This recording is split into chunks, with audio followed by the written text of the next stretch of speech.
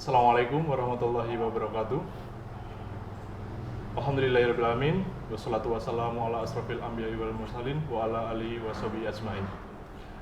Para pemirsa Hijrah TV yang dirahmati Allah Subhanahu wa taala, kembali bersama kami di program Baihaqi atau Belajar Akidah Islam, yang mana pada kesempatan sore hari ini insyaallah akan membawakan tema mengenal Allah lebih dekat, dan selalu dibersamai oleh Ustadz Afifi Abdul Wadud pada setiap hari Jumat sorenya. Kita sapa terlebih dahulu Ustadz Afifi. Assalamualaikum Ustadz. Waalaikumsalam warahmatullahi wabarakatuh. Sehat Ustadz? Alhamdulillah. Alhamdulillah, Masya Allah, barakallahu fiik Ustadz. Alhamdulillah, bagi para pemirsa sekalian yang ingin bertanya kepada Ustadz Afifi setelah beliau menyampaikan materi, bisa menanyakan ke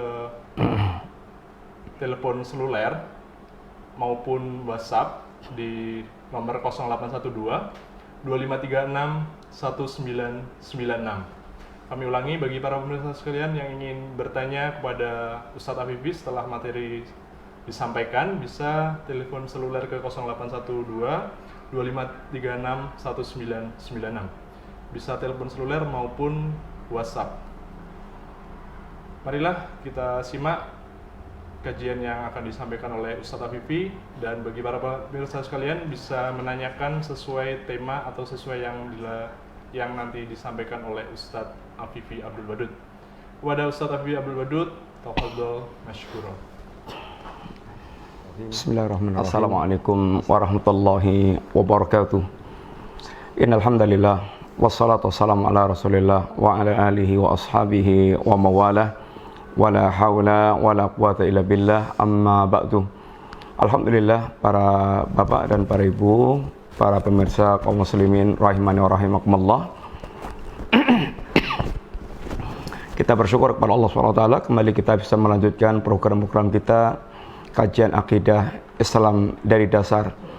Kajian kita pada sore hari ini adalah mengenal Allah lebih dekat, yaitu sebuah pembahasan yang sangat mendasar di antara yang akan ditanyakan oleh malaikat saat kita nanti di alam barzakh, dan telah kita sampaikan secara global pada pembahasan yang lalu tentang pentingnya kita mengenal Allah, mengenal Rasulnya, dan mengenal dinul Islam. Dan insyaallah akan kita perdetail pada pembahasan-pembahasan berikutnya tentang tiga perkara ini.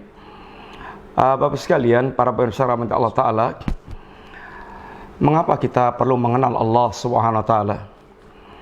Dikatakan dalam sebuah ungkapan, hajatul abdi ila ma'rifatillah fauqa min hajatim ila ta'ami wa syarat. Mengenalnya seorang hamba kepada Allah Subhanahu Wa Ta'ala melebihi kebutuhan dia untuk terhadap makanan dan minuman. Kenapa mengenal Allah melebihi kebutuhan kita dibandingkan kebutuhan pada makanan dan minum? Karena ma'rifatullah, mengenal Allah Subhanahu wa taala, tahyal qulub, perkara akan menghidupkan hati kita. Dan perkara kehidupan hati jauh lebih penting dibandingkan dengan kehidupan yakni badan. Seorang yang mereka sempurna kehidupan badannya tapi hatinya mati, dia hanya akan melakukan kerusakan di muka bumi. Kehidupan mereka hanya akan seperti yakni binatang, sehingga muncullah berbagai macam kerusakan-kerusakan, kehidupan-kehidupan yang tidak layak, kehidupan yang tidak mencerminkan seorang hamba yang mengenal Allah Ta'ala. Lahum qulubun la yafqahuna biha walau adhanun la yasma'una biha. Mereka memiliki hati, tetapi mereka tidak bisa dipakai untuk memahami. La yafqahun walau a'yunun la yubsiruna biha. Mereka memiliki mata, tapi tidak bisa dipakai untuk melihat. Walau adhanun la yasma'una biha. Dan mereka memiliki telinga, akan tapi tidak bisa dipakai untuk mendengar. Nggak berfungsi. Ulaika kal an'am balhum adall. Mereka ini seperti binatang ternak, bahkan lebih sesat dibandingkan dengan binatang ternak. Ini adalah orang yang mereka tidak mengenal Allah Subhanahu wa taala. Kehidupannya hanya akan berkutat antara perut dan kemaluan. Kehidupan orang-orang yang rendah. Orang yang hatinya hidup, maka dia akan merasakan lezatnya dalam kehidupan ini, lezatnya beribadah kepada Allah Subhanahu wa taala. Lezatnya dia melaksanakan ketaatan-ketaatan kepada Allah Subhanahu wa taala. Sehingga diungkapkan oleh seorang salaf, inna fid dunya jannatan man lam yadkhulha lam yadkhul jannatal akhirah. Di dunia ini ada surga yang barang siapa dia tidak memasukinya, maka dia tidak akan masuk surga akhirat. Apa surga dunia yang dimaksudkan itu? Surga dunia yang dimaksudkan yang akan menjadikan dia menikmati segala kehidupan dunianya sebagai hamba Allah adalah mengenal Allah Subhanahu wa taala. Sehingga seorang salaf mengatakan pula, kharaju minad dunya wa lam yadhuqu atyaba ma fiha wa ahla.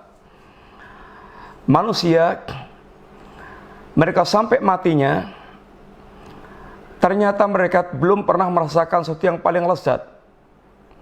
Ini dikatakan masa kinu ahli dunia. Orang yang betul-betul dikatakan miskin dari kalangan ahli dunia.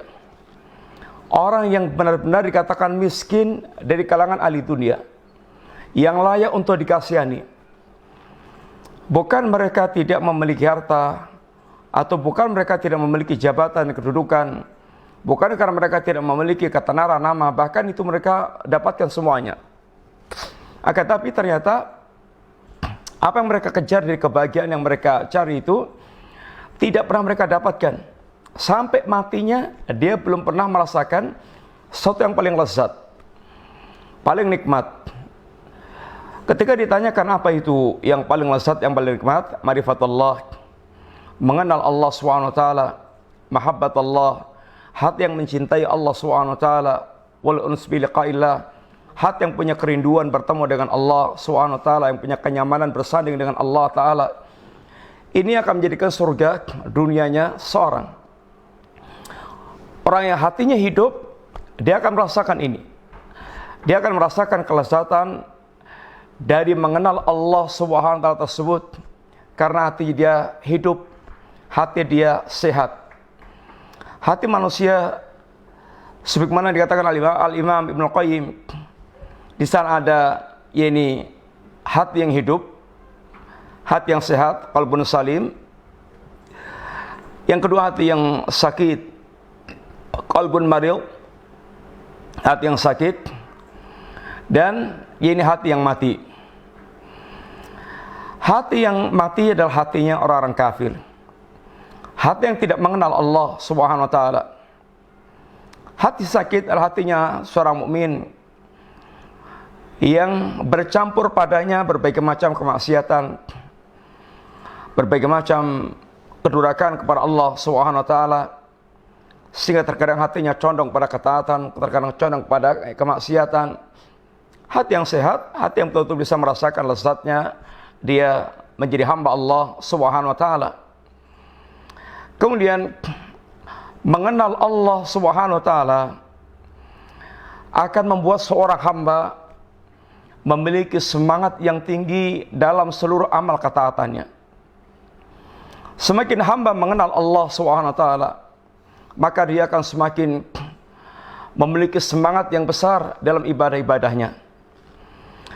Kenapa orang-orang munafik mereka memiliki kemalasan dalam ibadah? Wa idza qamu kusala wa idza qamu ila salati qamu kusala. Kalau mereka mendirikan salat, mereka dirikan dengan penuh kemalasan. Disebabkan hatinya orang munafik, ini hati yang tidak mengenal Allah Subhanahu wa taala. Atau hati yang bercampur penyakit-penyakit sehingga ada rasa malas dan rasa berat dalam menunaikan kewajiban sebagai hamba Allah Subhanahu wa taala. Hati semakin dia sehat, dia akan semakin memiliki semangat dan memiliki yaitu semangat besar dalam melakukan berbagai macam ketaatan kepada Allah Ta'ala, dan semakin hati itu sakit, maka hati itu semakin tidak bisa merasakan kelezatan dengan ibadah yang mereka lakukan kepada Allah Ta'ala. Akan rendah semangatnya, akan ini dihinggapi dengan berbagai macam rasa kemalasan. Maka lihatlah para sahabat Nabi radhiyallahu anhum jami'an, bagaimana ini salat mereka, bagaimana jihad mereka, bagaimana infak mereka, bagaimana ini semangat mereka dalam segala macam kebaikan yang ada. Semua itu adalah dampak dari hati yang mengenal Allah Subhanahu wa taala. Kemudian lihat pula sebaliknya, orang-orang yang mereka hatinya tidak mengenal Allah, yang di zaman Nabi ada orang munafik. Bandingkan antara ini orang munafik dengan para sahabat Nabi, akan sangat jauh amaliyah mereka, akan sangat berbeda berbagai macam amal ibadah mereka, ketaatan mereka kepada Allah Ta'ala. Yang membedakan adalah antara hati yang mengenal Allah dan hati yang tidak mengenal Allah Subhanahu wa Ta'ala. Kemudian ketika kita ini diajak mengenal siapa itu Allah Subhanahu wa Ta'ala, maka kita dibimbing oleh seorang ulama. Para salaf kita membimbing kita mengenalkan siapa itu Allah Subhanahu wa taala. Berkata Syekh Muhammad bin Abdul Wahhab rahimahullah taala, "Wa idza qila lak man rabbuk?" Kalau ditanyakan pada Anda siapa Rabbmu, maka katakanlah, faqul rabbi Allah alladzi rabbani wa rabba jami'al alamin bi ni'amihi wa huwa ma'budi laisa li ma'budun siwa. Rabb adalah Allah, dan Allah itu adalah Rabb seluruh alam, dan Allah adalah Rabb seluruh alam semesta, dan Allah adalah sembahanku yang tidak ada sembahan kecuali Allah Subhanahu wa taala. Dalam hal ini beliau mengajarkan kepada kita, mengenal Allah adalah mengenal tiga hal. Yaitu mengenal Allah dengan rububiyahnya, mengenal Allah dengan nama dan sifatnya, dan mengenal Allah zat yang berhak mendapatkan ubudiyah, penghambaan dari para hambanya. Mengenal Allah Subhanahu wa taala itu mengenal Allah pemilik rububiyah, Allah sang pemilik rububiyah, Allah ia sang pencipta, Allah sang pemilik alam semesta, dan Allah sang pemelihara seluruh alam semesta. Rabb, para ulama menjelaskan, itu Al-Khaliq, Al-Malik, Al-Mudabbir. Allah sang pencipta, Allah sang pemilik, dan Allah sang pengatur segala-galanya. Itulah Rabb. Mengenal Allah Subhanahu wa taala yaitu mengenal nama dan sifatnya. Allah memiliki nama-nama dan Allah memiliki sifat-sifat yang Allah jelaskan dalam Al-Qur'anul Karim.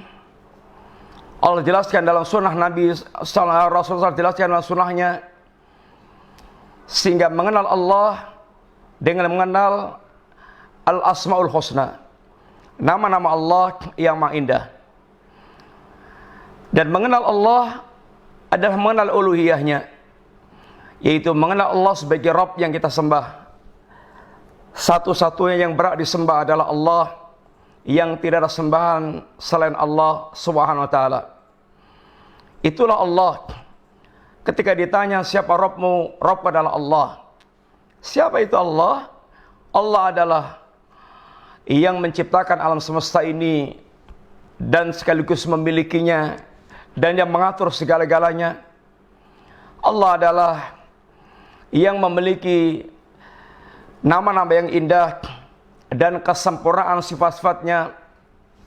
Dan Allah adalah satu-satunya yang berhak disembah, karena hanya Allah yang memiliki rububiyah dan hanya Allah yang memiliki kesempurnaan sifat.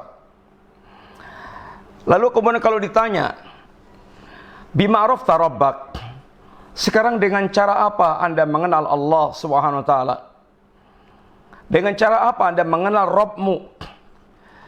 Cara mengenal Allah dengan dua cara. Ma'rifatullah bi amrain, bi syai'ain. Mengenal Allah dengan dua cara. Dengan dua perkara. Yang pertama, bi ayatihi al-matluwah.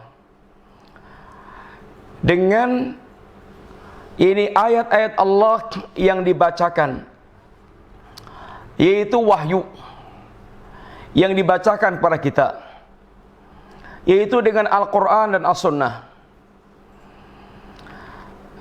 Dengan kita belajar Quran dan dengan kita belajar Sunnah, maka kita akan mengenal Allah Subhanahu wa taala. Dalam Al-Quran dan Sunnah disebutkan tentang nama-nama Allah Subhanahu wa taala, yang menjelaskan sekaligus tentang sifat-sifat Allah Subhanahu wa taala. Dan dijelaskan pula bagaimana ini penjelasan dari nama-nama dan sifat-sifat Allah Subhanahu wa taala tersebut.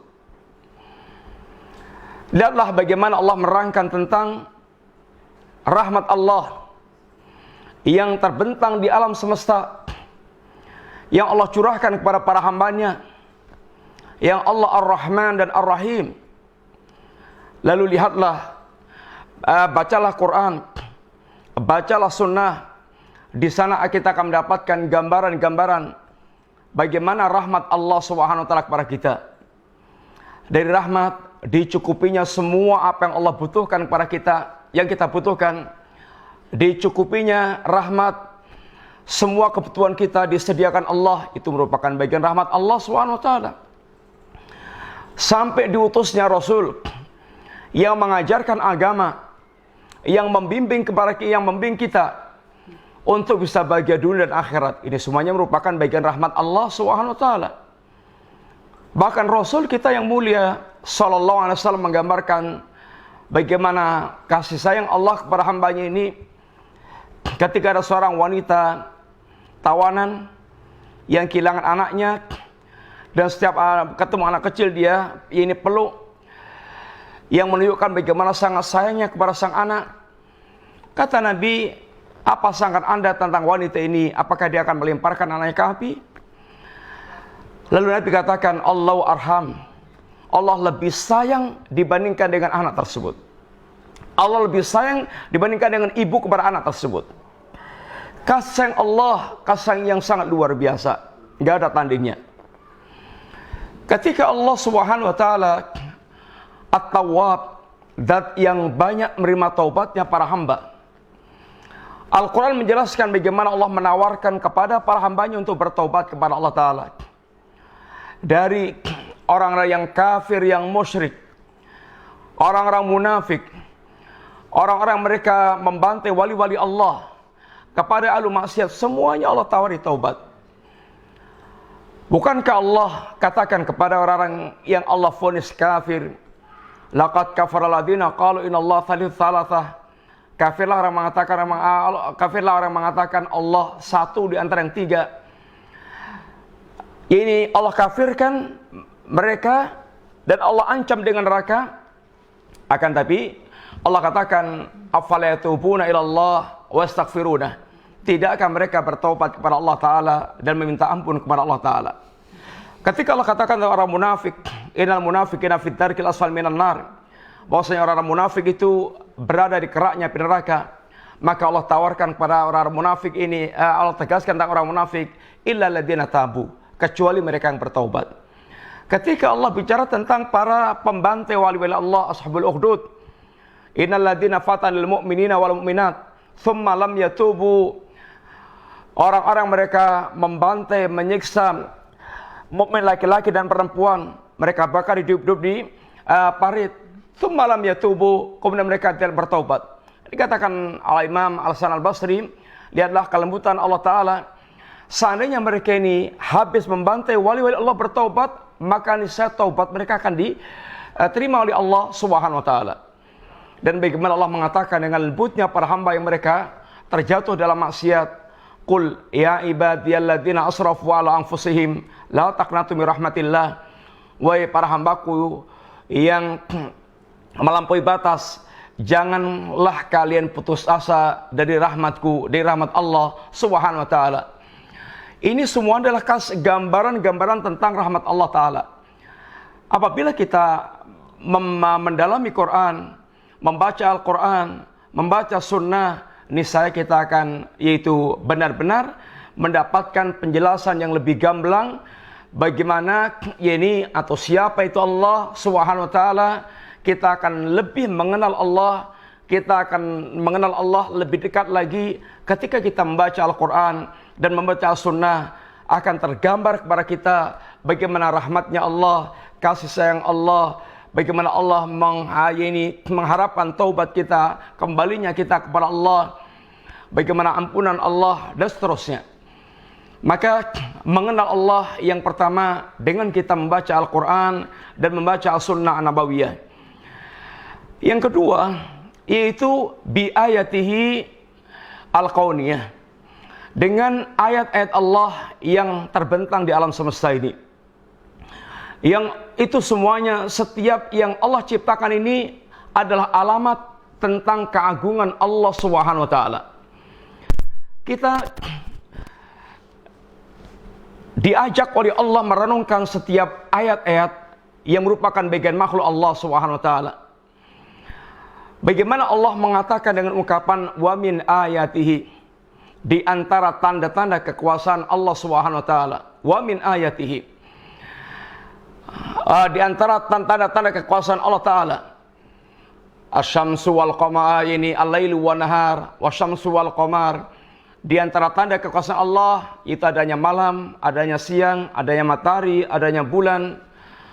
Inna fi ikhtilafil laili wan nahar la ayatin lil albab. Sungguhnya dalam peredaran antara malam dan siang, pergantian malam dan siang, benar-benar merupakan tanda kekuasaan Allah bagi orang mereka itu berfikir. Orang mereka punya ini pikiran. Orang mereka merenungkan bentangan alam semesta yang ada ini, niscaya dia ini akan mendapatkan di balik semua yang dia lihat di alam semesta ini keagungan Allah Subhanahu wa Ta'ala. Para pemirsa yang dirahmati Allah Subhanahu wa Ta'ala, oleh karena itulah Nabi kita pun mengatakan tafakkaru fi khalqillah. Fikirkan oleh kalian, renungkan oleh kalian tentang yakni makhluk Allah Subhanahu wa Ta'ala. Tafakkaru fi khalqillah. Renungkan oleh kalian tentang para makhluk Allah Ta'ala.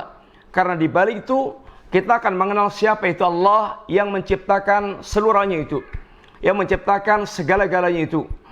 Di balik itu kita akan mendapatkan atau akan menemukan keagungan Allah Subhanahu wa Ta'ala. Termasuk bahkan kata Allah Ta'ala, wa fi anfusikum afala tubsirun, terhadap diri kalian sendiri apa kalian tidak merenungkan? Lihatlah, perhatikanlah diri Anda. Anda tercipta, bagaimana terciptanya Anda? Lihatlah, perhatikanlah, ini sejarah terciptanya Anda. Dari semenjak air yang menjijikkan, kemudian berubah menjadi ini segumpal darah, berkembang menjadi janin, kemudian menjadi bayi, kemudian kelahir, kemudian menjadi tumbuh berkembang, anak-anak, remaja, dewasa, tua. Ini semuanya merupakan tanda kekuasaan Allah Subhanahu wa Ta'ala. Belum apa yang ada di dalam organ tubuh kita, dari otak, dari kepala sampai ujung kaki, semuanya merupakan tanda kekuasaan Allah Subhanahu wa Ta'ala. Oleh karena itulah, ketika kita memperhatikan apa yang di sekitar kita, air hujan, bagaimana hujan turunnya rintik-rintik, tidak kemudian turun dengan air yang berkumpul, maka ini merupakan bagian rahmat Allah, merupakan tanda kekuasaan Allah Subhanahu wa Ta'ala. Bagaimana Allah menyediakan semua yang kita butuhkan dalam kehidupan kita ini. Contohnya adalah udara untuk kita bernafas, maka berapa mahalnya seandainya kita harus membayar ini udara yang kita hirup untuk bernafas ini. Dan bagaimana ini semua yang kita butuhkan Allah sediakan di sekitar kita ini. Untuk kebutuhan makanan kita, untuk kebutuhan minuman kita, yang Allah sediakan beraneka ragam, yaitu sayuran, tanam-tanaman, buah-buahan. Ini semuanya merupakan bagian tanda kekuasaan Allah SWT seandainya kita merenungkannya. Kemudian setelah kita mengenal atau dengan cara apa kita mengenal Allah, yaitu dengan mengenal Allah, itu dengan nama-nama Allah, mengenal Allah melalui Al-Quran dan As-Sunnah, yang di sana terpaparkan bagaimana nama-nama Allah dan sifat-sifat Allah Ta'ala, yang lebih rinci Allah mengenalkan tentang dirinya, dan lebih khusus lagi, maka renungkanlah setiap nama Allah. Di situ bagaimana Allah mengenalkan dirinya, yang Allah memiliki 99 nama yang Allah kenalkan kepada kita, yang para ulama telah jelaskan tentang nama-nama tersebut, dan kemudian dijelaskan pula maksudnya, dan kemudian bagaimana kita berinteraksi dengan nama-nama tersebut. Maka silakan baca bukunya para ulama yang menjelaskan tentang fikih Asmaul Husna, seperti bukunya Syekh Dr. Abdul Razak bin Abdul Muhsin Al-Abbad hafizallahu taala, yang akan mengantarkan kita mengenal Allah melalui nama dan sifatnya, dan mengenal Allah melalui ayat kauniyah, ini alam bentang alam semesta yang ada ini, sehingga kita akan semakin menguatkan, sehingga sebagai penguat tambahan setelah kita mengenal Allah melalui nama dan sifat Allah yang Allah jelaskan dalam Al-Quran dan Sunnah Nabi-Nya. Setelah kita mengenal Allah, maka apa tujuan atau buah apa yang mesti akan muncul setelah kita mengenal Allah Subhanahu wa taala? Yang pertama, di antara yang diharapkan setelah kita mengenal Allah adalah munculnya ketundukan total kita. Munculnya ketundukan yang total kita kepada Allah Ta'ala. Setelah kita tahu persis kita ini hamba yang fakir, hamba yang total mutlak membutuhkan Allah, dan Allah adalah Al-Ghaniyyu, Allah zat yang maha kaya, Allah Subhanahu wa taala itu zat yang maha sempurna, maka yang diharapkan akan muncul kepatuhan dan ketundukan yang mutlak, yang totalitas kepada Allah Ta'ala. Lihatlah para sahabat Nabi radhiyallahu anhum jami'an, ketika mereka telah ditanamkan iman, dididik iman oleh Nabi yang mulia sallallahu alaihi wasallam, apa yang muncul dari kehidupan mereka? Kepatuhan total, ketundukan total. Tidak ada bantan-bantan terhadap apa yang diajarkan Allah Subhanahu wa taala. Perhatikan ketika Nabi ingin menyampaikan tahrimul khamr, ini ayat tentang haramnya khamr. Bagaimana ketika Nabi utus, ini utusan untuk menyampaikan pengumuman tentang haramnya khamr, ala innal khamra qad hurimat, ala innal khamra qad hurimat, ketahuilah khamr telah diharamkan Allah. Dibacakan ayat kepada mereka, fal antum muntahun, tidakkah kalian meninggalkan itu semua? Maka setiap mukmin yang mendengar utusan Nabi menyampaikan pengumuman tentang haramnya khamr, membacakan ayat Allah, didengar ayat Al-Qur'anul Karim tentang haramnya khamr, maka semua orang yang mereka sedang minum khamr atau menyimpan khamr, semua mereka tuangkan, mereka buang tanpa berpikir tentang kerugian, berapa material kerugian tentang khamrnya itu, sebagai bentuk ketundukan dan patuhan kepada Allah Subhanahu wa taala. Inilah hasil orang yang mereka mengenal Allah, tertanamnya keimanan mereka tentang Allah Subhanahu wa taala, munculnya ketunduk patuhan secara mutlak kepada Allah Subhanahu wa taala. Lihatlah para sahabat Nabi, para sahabiat, ini para sahabat wanita, ketika turun ayat tentang hijab, maka mereka langsung mengambil kain seadanya di rumahnya dalam rangka untuk menutup sebagai hijab, dalam rangka itu mewujudkan kepatuhan tundukan kepada Allah Subhanahu wa taala. Kemudian di antara tujuan kita mengenal Allah Subhanahu wa taala untuk menumbuhkan apa yang menjadi asas ibadah seorang mukmin, yaitu kecintaan, kemudian rasa takut, rasa harap. Yang ini merupakan pilar ibadah seorang mukmin. Yang dikatakan para salaf kita, man abadallaha bil hubbi wal khaufi war raja'i fa huwa mu'min muwahhid. Barang siapa yang dia beribadah kepada Allah dengan cinta, dengan takut dan dengan harap, itulah seorang mukmin yang bertauhid kepada Allah Subhanahu wa taala. Tanpa mengenal Allah, tidak akan mungkin kita bisa mencintai Allah Subhanahu wa taala. Maka kenalilah Allah, maka akan tumbuh kecintaan kita yang semakin besar kepada Allah Subhanahu wa taala. Dan kecintaan kita kepada Allah Subhanahu wa taala akan merupakan dorongan yang kuat kita untuk bisa semakin tunduk dan patuh kepada Allah Subhanahu wa taala. Karena kecintaan merupakan energi yang paling kuat, energi yang sangat kuat untuk seorang dia, yaitu dengan ringannya melakukan segala perintah yang diperintahkan oleh sang kekasih. Kemudian menumbuhkan rasa takut. Mengenal keagungan Allah dengan segala keagungannya, maka menumbuhkan rasa khasyahnya, rasa takutnya kepada Allah Ta'ala. Sangat erat antara mengenal Allah dengan tumbuhnya rasa takut. Sehingga Nabi pernah mengatakan, wallahi inilah a'lamukum billah wa atqakum lah. Demi Allah, saya orang yang paling kenal Allah Ta'ala dan orang yang paling bertakwa, yang paling takut kepada Allah Subhanahu wa taala. Hakikat takut bukan hanya sekedar air mata yang meleleh, tetapi hakikat takut adalah tarkul ma'asi. Hakikat takut adalah meninggalkan perbuatan kemaksiatan. Maka berkata Umar bin Abdul Aziz di antaranya mengatakan, laisa taqwa bi qiyamil lail wa siyamin nahar. Yang namanya takwa bukan sekedar untuk qiyamul lail, puasa di siang hari, dan itu merupakan bagian takwa. Tetapi hakikat takwa adalah bitarkil ma'asi. Hakikat takwa adalah meninggalkan perbuatan kemaksiatan kepada Allah Subhanahu wa taala. Melakukan salat, puasa, bisa berserikat di sana orang yang baik dan orang yang buruk. Tetapi tidaklah meninggalkan kemaksiatan kecuali orang mereka betul-betul bertakwa kepada Allah Subhanahu wa taala. Mengenal Allah yang Maha Kaya akan menimbulkan rasa harap kita yang penuh. Akan memperbesar rasa harap kita kepada Allah Ta'ala. Allah Al-Ghaniyyu, Allah Zat yang Maha Kaya. Sehingga kita bersandar total kepada Allah dan berharap total kepada Allah Subhanahu wa taala. Karena Allah Subhanahu wa taala adalah Zat yang memenuhi harapan-harapan para hamba, yang tidak pernah mengecewakan para hamba. Harapan kita kepada para makhluk sering membuat kita kecewa, tapi harapan kita kepada Allah tidak pernah membuat kita kecewa. Karena Allah akan memenuhi setiap harapan kita apabila kita benar-benar berada pada jalan yang benar dalam harapan tersebut. Gak pernah akan kecewa dengan harapan kita. Orang yang mereka beramal mengharapkan segala macam banyak, segala macam pahala yang Allah janjikan, tidak akan pernah kecewa. Orang mereka meninggalkan perbuatan maksiat dengan harapan mendapatkan ampunan Allah, mendapatkan balasan Allah, tidak akan pernah kecewa. Tapi lihat, kalau Anda berharap kepada manusia, akan penuh dengan kecewa.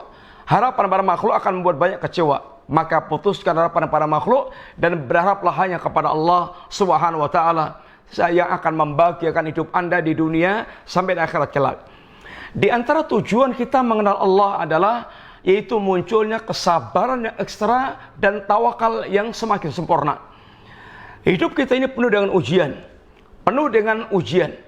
Dan orang yang mereka mengenal Allah, dia akan bisa memiliki kesabaran sampai kesabaran yang tingkat tinggi. Menghadapi ujian Allah itu ada beberapa tingkatan. Orang yang mereka tidak sabar, itulah orang yang mereka seakan tidak mengenal Allah, atau tidak mengenal Allah, atau mengenal Allah tapi tipis imannya, sehingga tidak bisa bersabar dengan ujian yang datang. Yang kedua, orang yang bisa bersabar, merasakan pahitnya ujian, tetapi dia tidak mengeluhkan para manusia.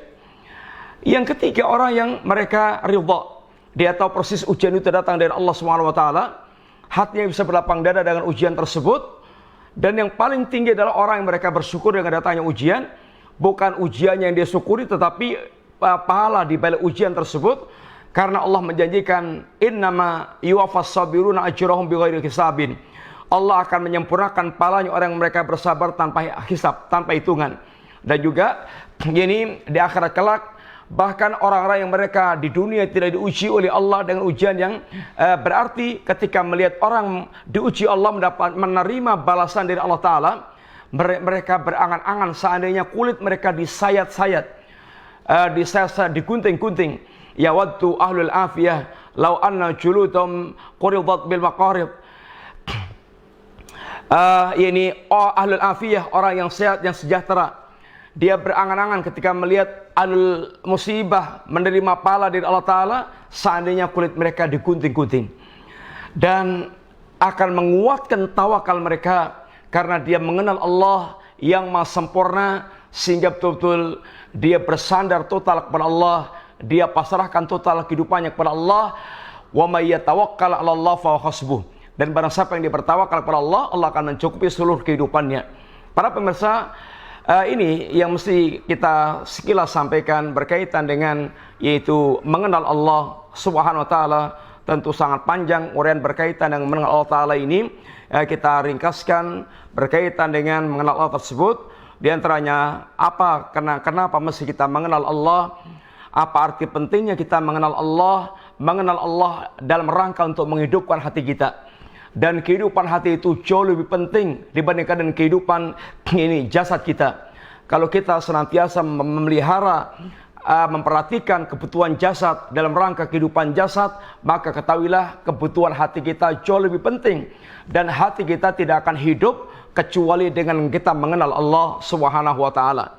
Yang mengenal Allah akan membuat kita memiliki semangat ibadah yang menyala, semangat ibadah yang disertai dengan rasa manis dalam kita beribadah kepada Allah Subhanahu wa taala. Kemudian bagaimana cara kita mengenal Allah? Cara kita mengenal Allah yaitu dengan mengenal Allah melalui apa yang Allah wahyukan kepada kita. Mengenal Allah dengan nama-nama dan sifat-sifat Allah yang dijabarkan dalam Al-Quran, dijabarkan dalam As-Sunnah. Maka semakin kita mendalami Quran, semakin kita mendalami As-Sunnah, kita akan semakin tergambar lebih jelas ini tentang Allah Subhanahu wa taala. Bagaimana masing-masing nama Allah, sifat-sifat Allah tergambar dengan jelas ketika kita mempelajari Al-Quran dan As-Sunnah. Kemudian apa di antara target yang harus kita targetkan dengan kita mengenal Allah Subhanahu wa taala? Mengenal Allah pertama dengan Asmaul Husna, yang kedua dengan mengenal Allah melalui alam semesta. Apa mesti kita targetkan ketika kita telah mengenal Allah? Yang menjadi target tujuan setelah kita mengenal Allah adalah munculnya ketundukpatuhan yang totalitas kepada Allah Subhanahu wa taala. Kemudian tumbuhnya yang semakin sempurna rasa cinta kita, rasa takut kita, rasa harap kita, yang itu merupakan ruh atau merupakan pilar daripada ibadah kita. Dan untuk lebih menguatkan kesabaran kita dalam kehidupan dan totalitas kita dalam bertawakal kepada Allah Subhanahu wa taala. Semoga manfaat ini yang kita sampaikan sekilas. Insyaallah kita lanjutkan pembahasan kita pada pertemuan-pertemuan berikutnya, itu serial belajar akidah dari dasar. Wallahu taala alam bisawab. Ada pertanyaan? Insyaallah kami ucapkan jazakallahu khairan wa barakallahu fiik pada Ustaz Afifi Abdul Wadud. Ada pertanyaan yang masuk, Ustaz. Bismillah. Afwan, apakah ada dalilnya membaca Quran surat Al-Ikhlas dibaca 10 kali dijamin masuk surga? Mohon pencerahannya, Ustaz. Iya, bismillahirrahmanirrahim. Ada hadis Nabi sallallahu man qara'a Qulullah sampai selesai. Allah akan bangunkan yaitu istana fil jannah, yaitu di sorga. Ada hadisnya berkaitan dengan kita membaca surat Al-Fatihah, membaca surat Qulullah 10 kali. Barang saya membaca Qulullah sampai selesai 10 kali dalam sehari, maka Allah akan bangunkan istana di jannah. Nanti saya lihat hadisnya, ada dalilnya. Wallahu bisawab. Jazakallahu khairan. Ada telepon masuk, Ustaz. Assalamualaikum.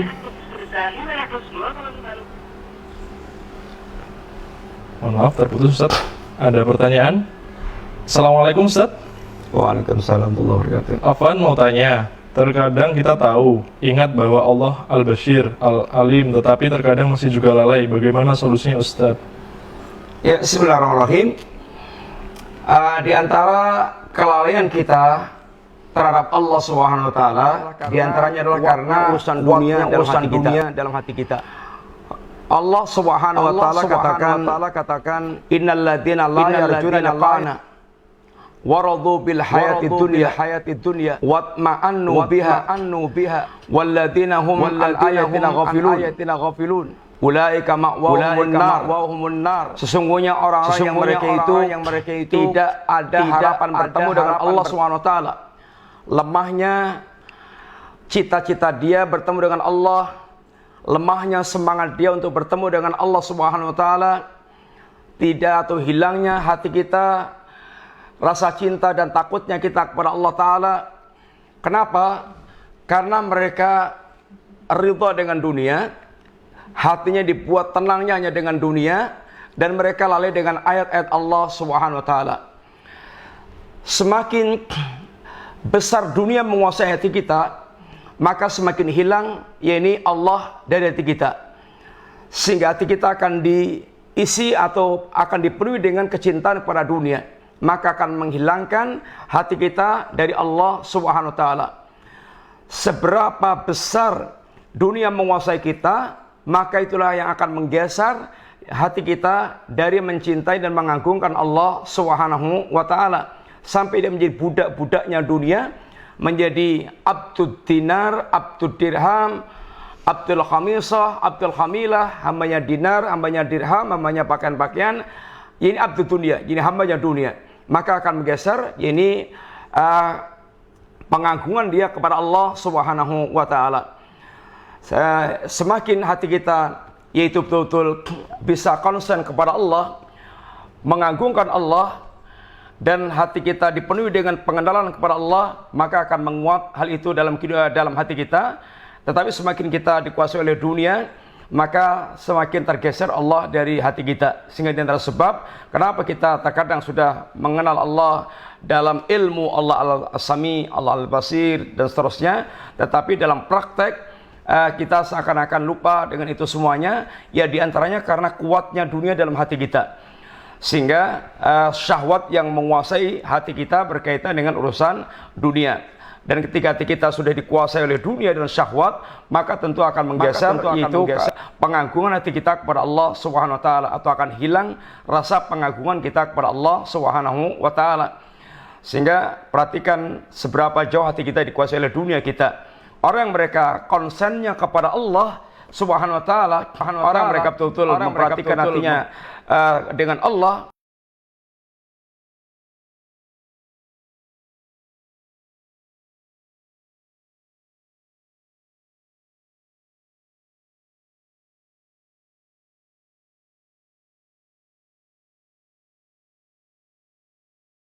secara teori telah mengenal Allah Subhanahu wa taala. Maka dikatakan ulama bukanlah orang mereka sekedar mengenal Allah dengan secara teori, tetapi ulama adalah innama yakhshallah min ibadil ulama. Sungguhnya di antara hamba Allah yang betul-betul takut kepada Allah adalah para ulama. Ulama adalah orang mereka mengenal Allah dengan benar, dan hatinya muncul rasa khasyah, rasa takut kepada Allah taala. Maka dikatakan oleh Ibnu Mas'ud bahwasanya kafa bi khasyatillahi ilman. Cukuplah rasa takut kepada Allah itu dikatakan ilmu. Orang yang mereka tidak punya rasa takut kepada Allah, maka sungguhnya dia bodoh, walaupun dia secara teori mengenal Allah Subhanahu wa taala. Wallahu taala alam bisawab. Jazakallahu khairan atas jawabannya Ustaz. Ada pertanyaan masuk.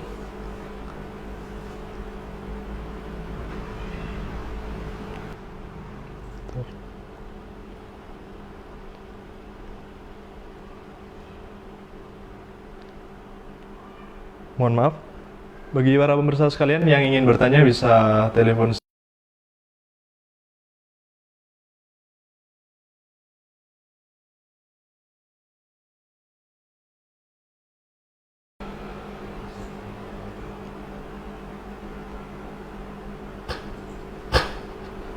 Assalamualaikum Ustadz. Waalaikumsalam warahmatullahi wabarakatuh. Saya mau tanya, bagaimana cara tobatnya? Saya berulang kali, udah puluhan tahun berzina, baik sama pacar, sama pelacur, dan pada istri orang. Bagaimana cara tobatnya Pak Ustadz? Saya sekarang sangat menyesal, apalagi kapan saya ingat peristiwa tersebut merinding ketakutan Pak Ustadz. Tolong solusinya Pak Ustadz. Bismillahirrahmanirrahim. Semoga Allah SWT senantiasa menjaga kita semuanya. Dan apabila Allah memberikan kornea hati yang rasa takut kepada Allah dan rasa takut dengan dosa yang telah kita lakukan, ini sebuah kornea yang sangat besar sekali. Adapun bertaubat dari perbuatan masa lalu yang buruk dengan kalau itu berkaitan dengan haknya Allah Subhanahu wa taala, ini pelanggaran-pelanggaran terhadap kewajiban syariat Allah taala atau melakukan hal yang diharamkan Allah taala, maka taubatnya yang pertama adalah mengikhlaskan taubat itu semata-mata karena Allah taala. Artinya dorongan taubat itu hendaknya semata-mata karena Allah taala, karena rasa takutnya kepada Allah sehingga dia tinggalkan perbuatan tersebut. Yang kedua, menyesal dari perbuatan tersebut. Yang ketiga, meninggalkan perbuatan tadi. Yang keempat, berazam untuk tidak mengulangi lagi perbuatan tersebut. Yang kelima, dilakukan di masa diterima taubat. Masa diterimanya taubat atau sebelum pintu taubat ditutup, tertutupnya pintu taubat itu yang pertama secara pribadi adalah datanya sakaratul maut. Ini yugharghir, ketika nyawa telah sampai di tenggorokan, maka itulah saat ini taubat sudah nggak diterima lagi. Sebagaimana Fir'aun ketika dia tinggal tekseknya, maka dia mengatakan amantu annahu la ilaha illa amantu annahu la ilaha illa amanat bi Bani Israil wa ana minal muslimin. Kata Fir'aun, saya beriman bahwa tidak ada sembahan yang sebenarnya kecuali yang diimani Bani Israel, dan aku termasuk orang-orang yang berserah diri, orang yang Islam. Tapi kata Allah, al-an, kok baru sekarang ya Fir'aun kau menyesal. Waqad asaita, dan kau senantiasa dulu bermaksiat kepada Allah Subhanahu wa taala. Yang kedua, pintu tobat, hidupnya tobat adalah ketika matahari dari barat. Intinya apabila masa kelam itu apabila kita memiliki masa kelam, masa lalu yang kelam, dan kemudian kita betul-betul bertaubat kepada Allah SWT, maka dosa apapun akan diampunkan oleh Allah apabila taubat kita taubatan nasuha. Sebagaimana Allah katakan, ya ayyuhalladzina amanu tubu ilallahi taubatan nasuha asa rabbukum ayyukaffir ankum sayyi'atikum wa yudkhilakum jannatin tajri min tahtiha al-anhar. Wahai orang yang beriman, bertaubatlah kalian kepada Allah dengan taubat yang nasuha, taubat yang sungguhnya, taubat yang semata-mata karena Allah Ta'ala, taubat yang dia betul-betul menyesal di perbuatan tersebut, taubat yang dia tinggalkan perbuatan itu dan dia tidak akan mengulangi lagi, berazam tidak mengulangi lagi. Kemudian dia lakukan di waktu pintu taubat belum tertutup. Ya, mudah-mudahan dengan taubat yang nasuha itu Allah akan mengampunkan dosa kalian dan memasukkan kalian dalam surga. Dan telah kita sebutkan tadi bahwa dosa apapun, syirik, kufur, nifak, maksiat, apabila hamba itu betul-betul bertaubat kepada Allah, maka sungguh bahkan Allah sangat bergembira dengan taubatnya hamba. Digambarkan Rasulullah SAW berkaitan dengan taubatnya seorang hamba. Ini ada seorang yang mereka safar dengan perbekalannya, dia istirahat, kemudian semua perbekalan itu ada di hewan tunggangannya. Saat dia istirahat, tahu-tahu hewannya hilang. Dia cari sampai putus asa, nggak ketemu. Sampai dia sudah tinggal menunggu kematiannya, dia kembali ke tempat semula, nunggu kematiannya, tahu-tahu kemudian hewan tunggangannya itu ini datang kembali, komplit dia temukan, gak ada yang berkurang. Saking gembiranya, maka dia pun terbalik dalam mengucapkan kalimat, Allahumma anta abdi wa ana rabbuk. Ya Allah, engkau adalah hambaku dan aku adalah Rabbmu. Kalimat yang terbalik ini karena saking gembiranya. Kata Nabi, lallahu asyaddu farhan. Allah lebih gembira dibandingkan dengan orang ini dengan perbekalan yang dia temukan tersebut dalam menerima taubatnya hamba. Sehingga berbahagialah seorang yang mereka Allah gerakkan hatinya untuk bisa bertobat kembali kepada Allah setelah dia memiliki masa lalu yang kelam. Semoga Allah menerima taubat yang nasuha, taubat yang betul-betul dia ada kesungguhan bertaubat kepada Allah Subhanahu wa taala. Dan kemudian semoga Allah menjaga kita semuanya untuk senantiasa istiqamah di atas ajaran Allah dan Rasulnya Sallallahu Alaihi Wasallam. Dan untuk menjaga istiqamah kita, jangan lupa Anda untuk senantiasa berada di majelis-majelis ilmu, karena ilmu itu adalah cahaya bagi kehidupan kita dan air yang akan membasahi, menyegarkan pohon iman kita, dan ruh kehidupan iman kita adalah dengan ilmu itu. Yang kedua adalah Anda senantiasa menjaga komunitas, tinggalkan teman-teman yang buruk, tinggalkan semua media-media yang buruk dan semua ini saran-saran yang akan mengembalikan Anda kepada masa lalu. Putuskan semuanya itu, tutup semuanya itu, dan bangunlah komunitas yang baik, orang-orang saleh, sehingga Anda akan lebih terjaga dengan itu semuanya. Dan yang ketiga, jangan lupa Anda senantiasa berdoa. Kita semuanya berdoa kepada Allah Ta'ala untuk agar Allah mengukuhkan hati kita di atas agama Allah Ta'ala. Wallahu ta'ala a'lam bisawab. Jazakallah khairan atas jawabannya Ustadz. Ada telepon masuk. Kita sapa. Assalamualaikum. Waalaikumsalam warahmatullahi wabarakatuh. Ya, silakan bertanya, Pak. Ya, saya mau bertanya, nah. Silakan fokus ke handphone saja. Kalau misalnya istri itu setelah intim tuh mandi wajib tanpa keramas tuh ada bisa banget. Gimana? Menurut saya tanpa keramas. Kalau istri mandi tanpa keramas. Mandi junub. Oh, istri mandi junub tanpa keramas, apakah sah gitu ya? Cuma membasahi. Cuma membasahi kepala aja. Ya, cukup? Sama satu lagi, Ustaz. Kalau misalnya kita berobat penyakit tumor kepada dukun yang beli air di mantra-mantra supaya sembuh itu apa termasuk diharamkan? Gimana? Air sumur terus di mantra-mantra? Air terus di mantra-mantra terus disuruh minum itu apa termasuk syirik? Oh ya, cukup ya Pak? Iya. Waalaikumsalam warahmatullahi wabarakatuh. Bismillahirrahmanirrahim. Adapun mandi janabat atau mandi wajib laki-laki perempuan itu sama, artinya seluruh tubuh terbasahi. Pakai sabun atau nggak pakai sabun, pakai sampo atau nggak pakai sampo, intinya semuanya terbasahi sehingga mandi seluruh tubuh dari atas sampai ke bawah dengan tata cara yang lebih sempurna, dengan tata cara yang diajarkan oleh Nabi Shallallahu Alaihi Wasallam. Diawali dengan dia wudhu, kemudian dia guyur anggota tubuh seluruhnya. Ini adalah di antara tata cara mandi yang diajarkan Nabi. Intinya basah semua dari atas sampai bawah, baik dia itu pakai sabun atau nggak pakai, yakni sabun.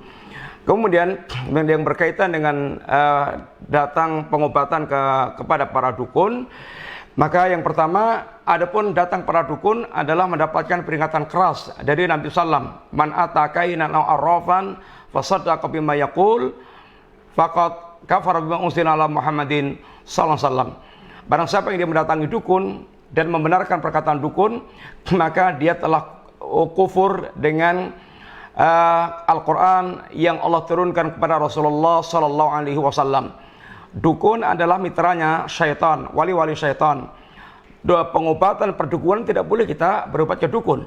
Berobat itu yang pertama dengan pengobatan yang syar'i. Pengobatan yang syar'i itu pengobatan-pengobatan yang dibolehkan oleh syariat. Contohnya diantaranya pengobatan dengan madu, dengan jinten, atau dengan semisalnya itu yang ada nasnya, atau dengan ruqyah. Pengobatan yang ruqyah syariah, ruqyah yang secara syar'i dibacakan ayat Al-Quran atau dibacakan doa-doa yang diajarkan oleh Nabi yang jelas doanya itu. Adapun mantranya para dukun adalah mantra-mantra syaitaniyah campur dengan mantra-mantra yang tidak jelas. Walaupun dia membacakan ayat Al-Quran, tetapi lo ada campur-campur ungkapan yang tidak jelas, nggak jelas apa yang dibaca, maka tetap tidak diperbolehkan. Sehingga kenalilah ini hakikat dukun agar kita tidak tertipu, baik itu dukun, kata orang dukun hitam maupun dukun putih. Dukun putih itu diantaranya adalah berbaju kiai atau berjubah, bersorban, atau kalau boleh berjenggot, kemudian pakai tasbih atau mengajarkan doa-doa khusus, tapi akhirnya dukun. Akhirnya dukun. Ini berobatlah para orang yang mereka betul-betul kenal agama dengan baik. Dia seorang yang betul-betul kenal agamanya baik, akidahnya baik, akidahnya lurus. Dia akan memberikan pengobatan ruqyah, diantaranya ruqyah yang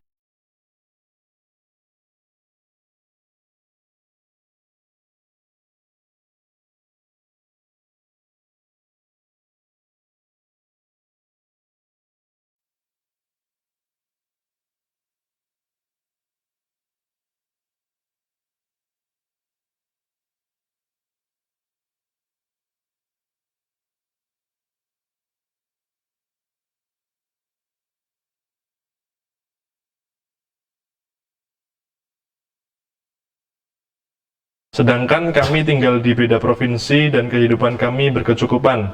Sebagai istri, apa yang harus ana lakukan? Mohon nasihatnya Ustadz, jazakallahu khairan.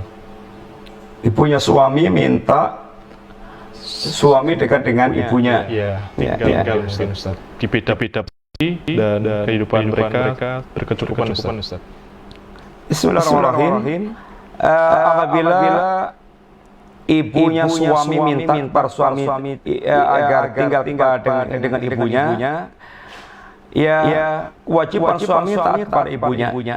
Selama dia sembahkan ibunya, kemudian sudah dia sanggup, betul-betul masih dalam kemampuannya, maka diusahakan maksimal bisa betul-betul bisa membahagiakan ibunya. Kecuali akan mendatangkan madarat yang besar. Ibunya sangat jahat, ibunya betul-betul sangat tidak ingin anaknya berbahagia dengan istrinya. Tapi kalau hanya ibunya minta agar suaminya tinggal dengan ibunya dan tidak ada mara bahaya, tidak ada madarat yang akan didapatkannya, hanya karena sudah menemani bersama dengan ibunya, tentu memenuhi permintaan sang ibu dan tidak menimbulkan madarat bagi keluarga suami istri tersebut. Ya, bisa dikompromikan semua ini perihal tentang ini kehidupan sehari-harinya itu. Intinya selama suami bisa anak laki-laki bisa itu memenuhi permintaan ibunya, maka penuhilah semaksimal mungkin permintaan tersebut selama tidak mendatangkan madarat, tidak mendatangkan bahaya. Wallahu taala alam bisawab. Jazakallahu khairan atas jawabannya Ustaz. Pertanyaan berikutnya, Assalamualaikum warahmatullahi wabarakatuh. Ustadz, mohon dijelaskan dalil-dalil berdoa pada sujud terakhir dalam salat fardu. Apakah sahih atau dhaif? Ya, bismillahirrahmanirrahim. Tuntunannya bukan pada sujud yang terakhir, tapi sujud itu adalah salat yang paling dekat antara hamba dengan Allah Ta'ala. Yang Nabi katakan, faghfiru doa. Perbanyaklah doa saat Anda sujud. Bukan hanya pada sujud yang terakhir, tetapi pada setiap sujud yang kita lakukan. Tentu catatannya adalah seandainya Anda imam, maka tidak boleh Anda berpuas-puas dengan diri Anda. Anda harus berpikir tentang para makmumnya. Tapi kalau Anda sedang sholat sendirian, sholat sunat di rumah atau di masjid, kemudian Anda sholat pribadi, maka silakan berdoa sebanyak-banyaknya ketika Anda dalam keadaan ini sujud. Jadi sehingga bukan hanya pada sujud yang terakhir, tapi pada saat setiap kita sujud, itu saat yang paling dekat kita dengan Allah, dan Nabi katakan faghfiru doa, maka perbanyaklah kalian ini doa. Sehingga pada setiap sujud bukan hanya pada sujud yang terakhir. Allah taala alam shawab. Jazakumullah khairan wa barakallahu fikum Ustaz. Sudah cukup. Ya, kita sekalian terima kasih banyak atas perhatiannya, dan kita tutup wasallallahu ala nabiyina Muhammadin wa ala alihi wasallam. Subhanakallahumma wa bihamdika asyhadu an la ilaha illa anta astaghfiruka wa atubu ilaik. Insyaallah kita ketemu lagi pada Jumat yang akan datang bismillah. Semoga Allah memberkahi kita semuanya, umur kita, ilmu kita, harta kita, dan semua yang Allah berikan pada kita semuanya. Assalamualaikum warahmatullahi wabarakatuh.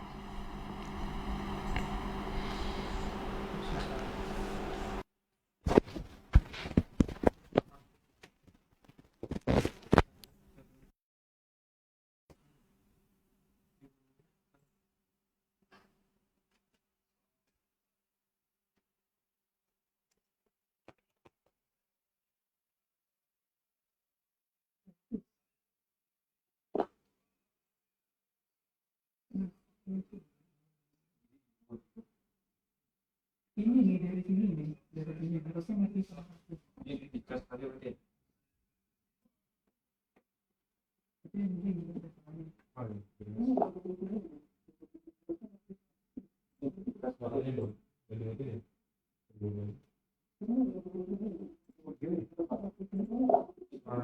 Suaranya belum mati waktu tambahin.